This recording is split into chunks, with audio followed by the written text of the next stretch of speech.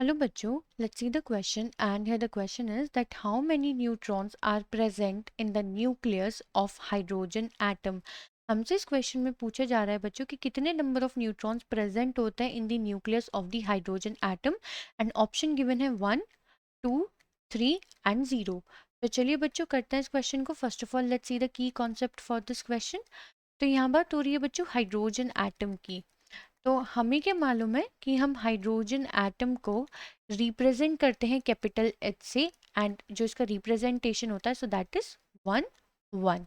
इसका मतलब क्या है बच्चों कि जो हमारा हाइड्रोजन एटम है इसका एटॉमिक नंबर कितना होता है।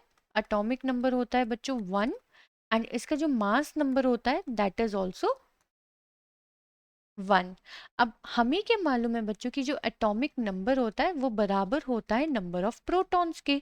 यानी कि नंबर ऑफ प्रोटॉन्स जो है हाइड्रोजन में वो है 1 एंड मास नंबर जो होता है बच्चों वो बराबर होता है sum of protons like total number sum of total number of protons and neutrons के प्लस न्यूट्रॉन्स।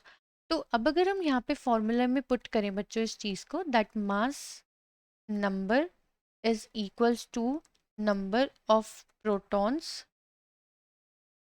एंड यहाँ पे भी बच्चों ये नंबर ऑफ न्यूट्रॉन्स ही है plus number of neutrons and ये पर्टिकुलरली हम कर रहे हैं फॉर हाइड्रोजन।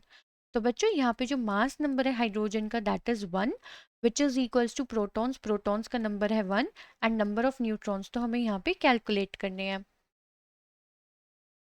तो अगर हम देखें that for hydrogen number of neutrons is equals to 1 minus 1 which is 0। यानी कि बच्चों हाइड्रोजन एटम में कितने न्यूट्रॉन्स प्रेजेंट होते हैं in its nucleus so that is 0। तो अकॉर्डिंग टू दैट बच्चों करेक्ट ऑप्शन क्या हो जाएगा so that is option D.